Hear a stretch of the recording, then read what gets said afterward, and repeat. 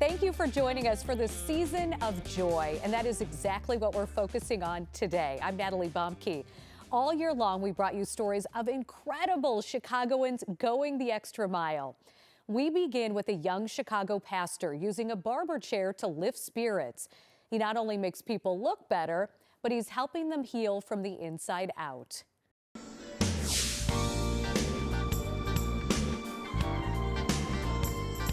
We come here every second Sunday, and I always consider the haircut as a byproduct of what really happens in this chair. At the Grand Regency Supportive Living Facility in Jackson Park, a transformation is taking place. Our motto is not how we meet you, but how we leave you. This is where Pastor Leonard Smith does most of his work, cutting, listening, supporting. It's empowering. It empowers me. It makes me feel good inside. I think if we all dig deep and really think about it, each and every human being has something we can offer to another. Let's see, how do you feel when I cut your hair? Beautiful. That's the response we get.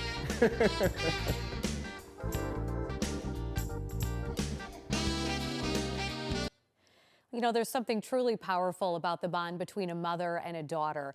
And this next story shows how deep that connection runs. A daughter returned the gift of life to the woman who brought her into this world. Brian Jackson has more. Dialysis, unfortunately, is a risky place to be. In the US to this day, only 40% of people will be alive 5 years while on dialysis, worse than many cancers. Monica Fox found herself in this position not once, but twice. Her journey started in 2013. What she thought was a sinus infection turned into a sudden diagnosis of chronic kidney disease. She immediately started dialysis until receiving a donor kidney transplant in 2016. There were no issues until Monica dealt with COVID pneumonia in 2022. All of a sudden, she was back to square one in need of a new kidney. So I was hopeful because I knew there was the opportunity to get a transplant and that would be a better treatment for me.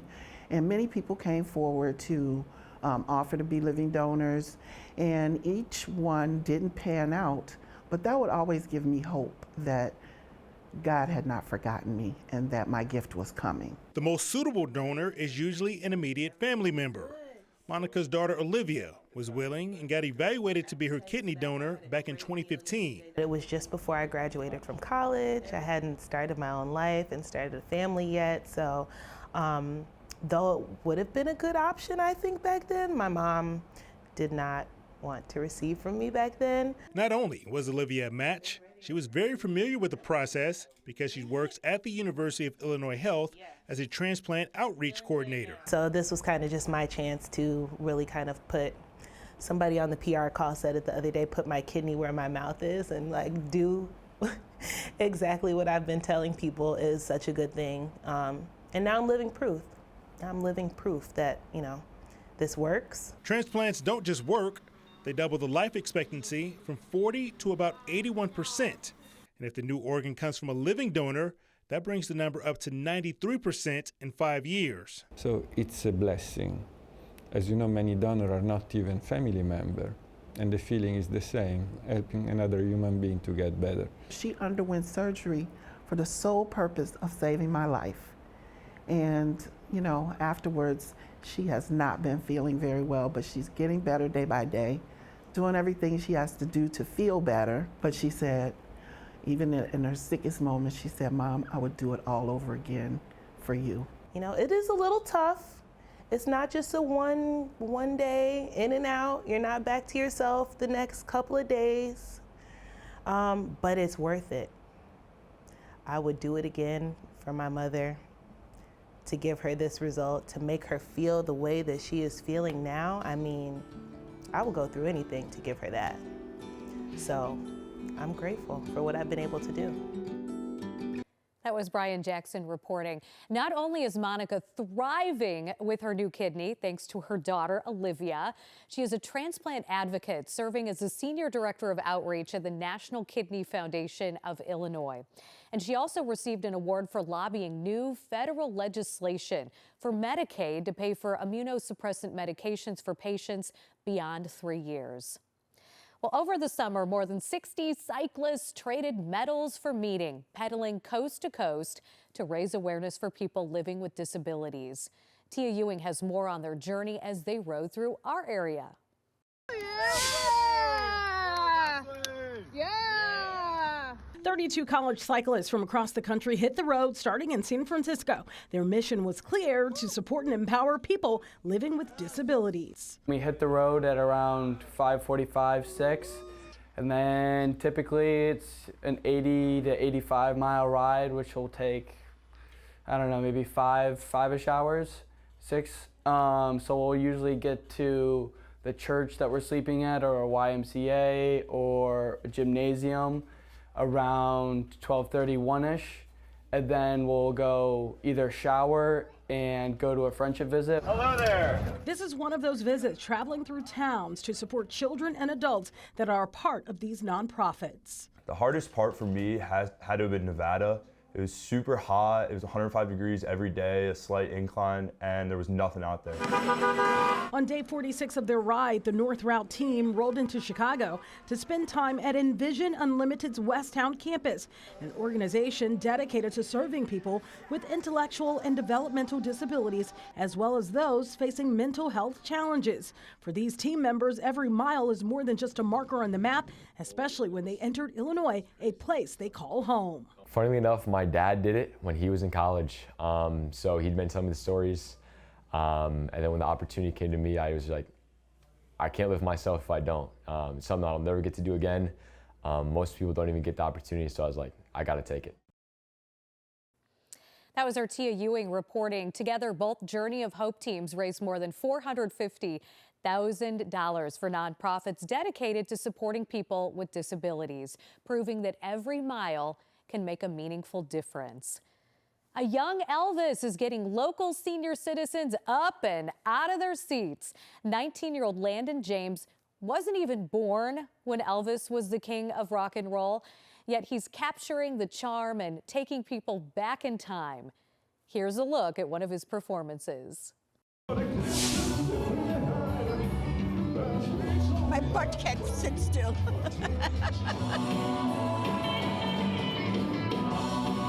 I just love getting to meet new people, and you ain't on the bloodhound dog. No, keep that one on there. No. Meet 19-year-old Landon James, aka Elvis. On any given afternoon, you can find him swiveling his hips and strumming a guitar for senior citizens near you. This is terrific. I remember him when he appeared on the Ed Sullivan Show. You know I can be found. And they only filmed him from his waist up because his legs were too suggestive.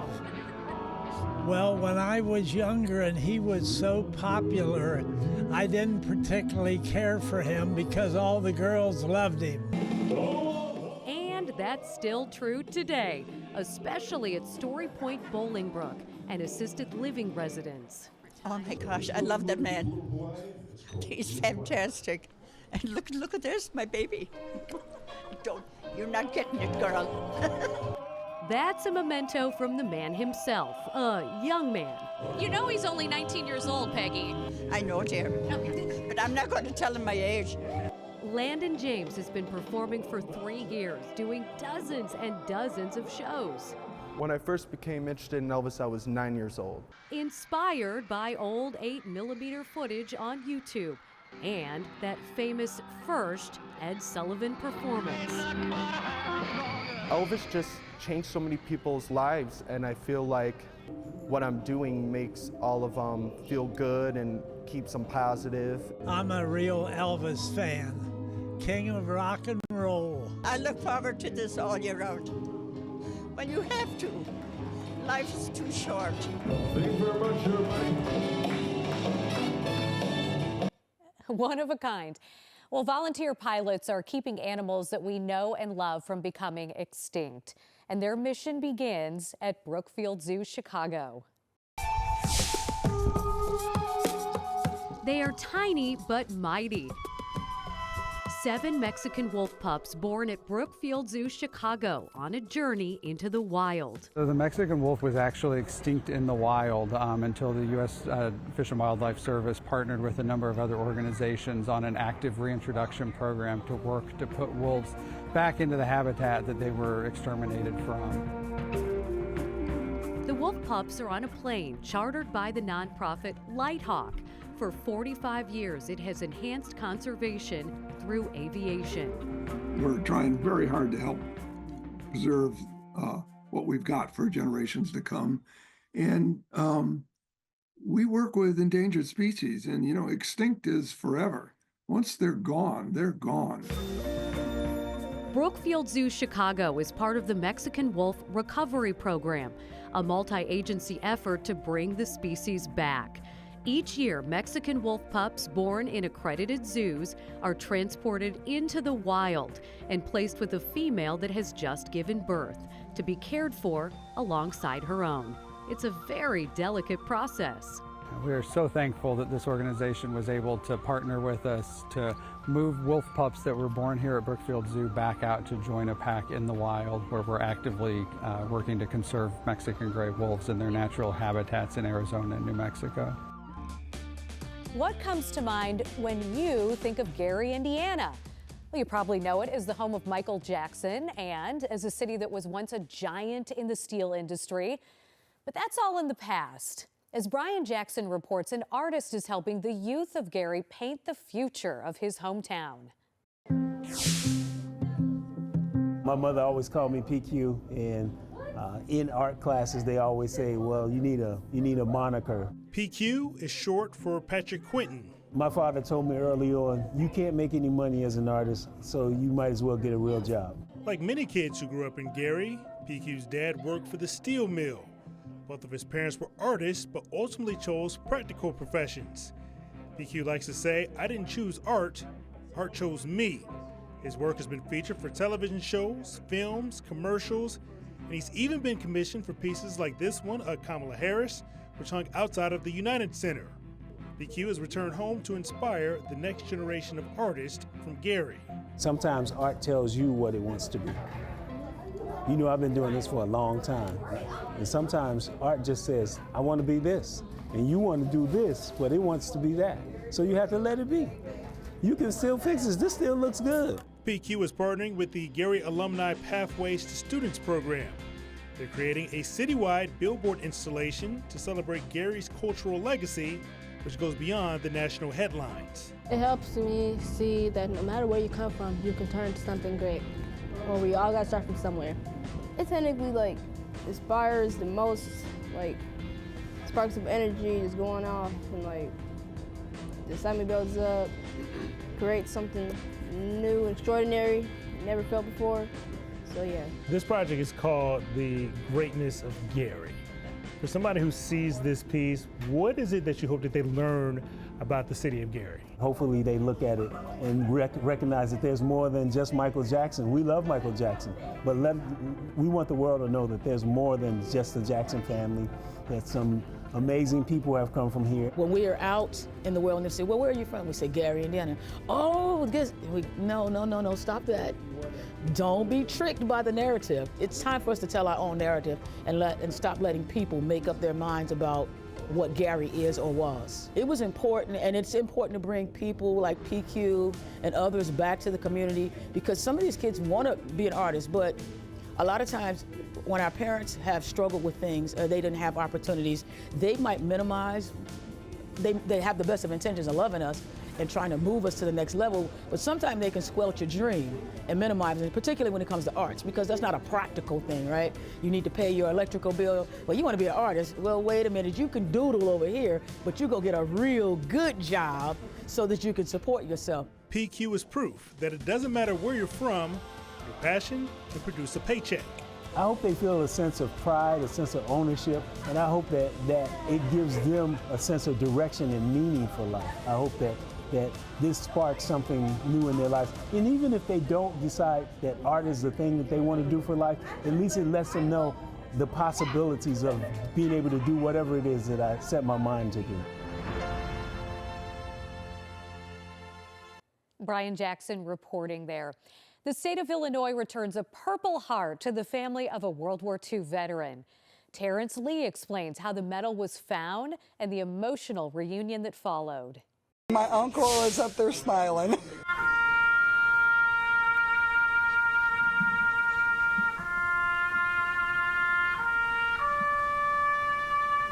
Army rifleman James Bennett was wounded twice in World War II, once in France, then again in Germany. He wrote when he could. The words still hold his voice. After the war, he and his wife settled in Oak Lawn. He volunteered with the fire and police departments and fixed toys for children with disabilities. His Purple Heart ended up in a safe deposit box that no one claimed. When I came into office, I went down into our vault and I saw in a display case a Purple Heart. I wondered who this belonged to and why we were holding on to it. And it turns out a lot of people store their military medals in a bank safe deposit box to keep them from being stolen or burnt up in a house fire. That discovery led Treasurer Michael Frericks to start what the state now calls Operation Purple Heart. The program tracks down lost medals and returns them to loved ones. We have to do a bit of homework and detective work out there. We worked with the media. The Chicago Tribune helped us track down some of these families, because it's not always so easy. The detective work paid off. It led to Bennett's family in Oak Lawn. He died in 1990. His wife and daughter have since passed too. So Monday, his niece accepted the medal in his honor. I think I'm just going to display it at home, and I also want to take a picture and send it to all the relatives that are left alive and share it with them too. And I hope that this also encourages other people to look into getting their Purple Hearts of their family members. Her hope matches the Treasurer's mission to bring more of these medals home. This is the 17th Purple Heart we've returned since taking office. I believe that's the most in the country, but our job is not done yet. We still have 6 more in our possession that we would love to get into the warm embrace of their family and out of our cold vault. Once tucked away behind steel, Bennett's medal is back in the hands that remember him.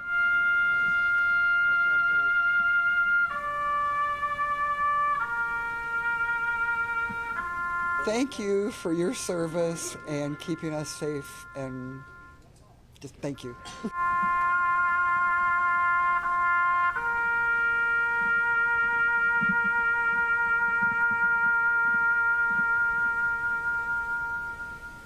That was our Terrence Lee reporting. Again, if you missed it, Illinois has returned 17 lost Purple Hearts since 2015.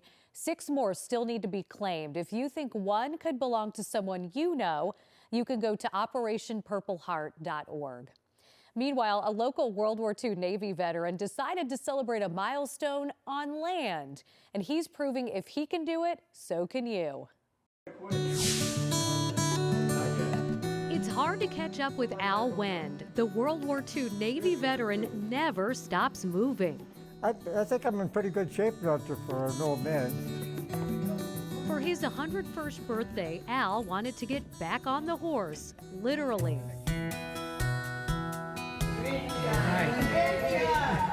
He celebrated his 100th birthday in the very same way, with Bravehearts, an equine therapy farm for veterans in Harvard, Illinois. I think they were a little bit surprised that a guy my age doctor was willing to ride on a horse net, but I pretty enjoyed it. It's an activity that Al also enjoyed as a teenager growing up in Lamont. And that's the true definition of age has no limit. You're able to do whatever you can and whatever you put your mind to.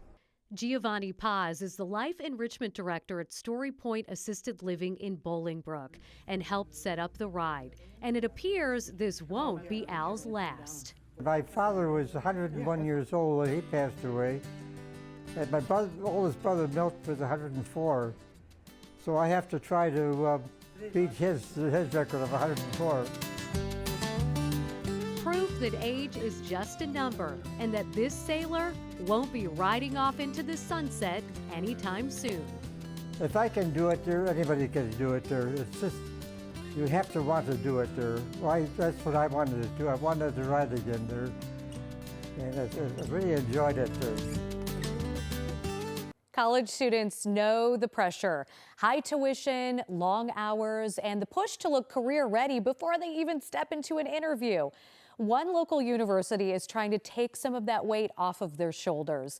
Casey Cronus takes us to DePaul's Loop campus for a closer look.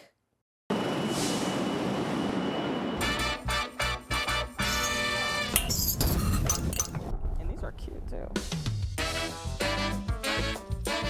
There's an old adage. And there are skirts down there if you want a skirt. Dress for the job you want, not the job you have.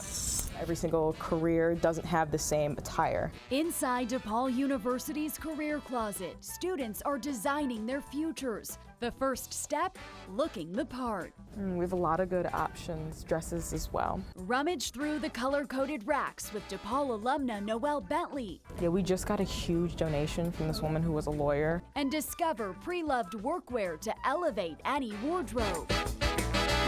I like to thrift in general, and I know a lot of my fellow DePaul students love to thrift in general, and this kind of gives you that same feeling. The Career Closet is available on both the Lincoln Park campus and the Loop campus.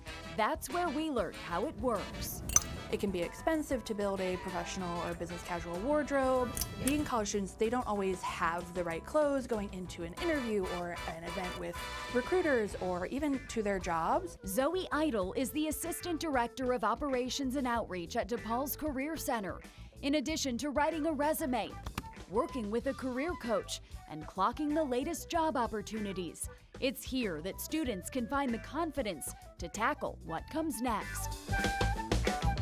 It just means that they understand that we're here to support them. It's one less barrier to entering the working world. Each quarter, students are welcome to snag 3 items, and they're completely free. What about shoes? Are you good on shoes? We've got accessories, we have a lot of ties, we get belts sometimes, even bags. Idle says international students often come to the U.S. with only a couple of suitcases.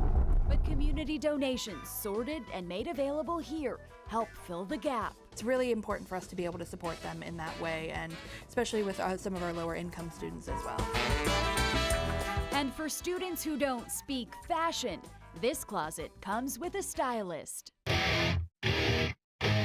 Officially, Bentley serves as the Future Forward Program Coordinator, but unofficially, her passion for fashion is guiding students toward nailing their interviews. But yeah, shopping for a specific reason. So when they're like, I don't know how to style this, I don't think that I can pull this off, and I'm like, that green goes really good with your eyes, and put it on with a black pair of pants and black shoes, and you're fine. Like, you'll get the job 100%.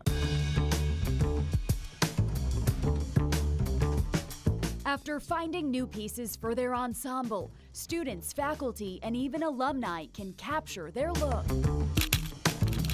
And it's fully self-run. Headshots, which can cost hundreds of dollars, are complimentary for the DePaul community and ready within minutes. You know, when you start college as a young person, you kind of don't realize all the resources that are there.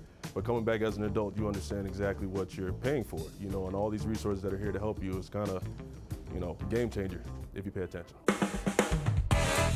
Deshaun Triplett earned his bachelor's degree in business administration from DePaul, and after working in sales, he's back for his MBA. It's something I've been wanting to do for a long time. Before diving into the new quarter, a new headshot was in order. If you want to do it all over again, you can do it again. I did about 12. You know, I think I need another 12, but, you know, we'll ride with those for now. Whether stopping by to refresh their LinkedIn photo or choosing a tie before an important job interview.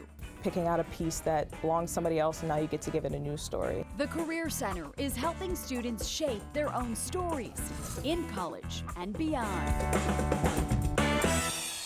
The DePaul Career Closet relies on donations. If you are cleaning out your closet and think the items have a shot in someone else's, we have details on how to drop them off online.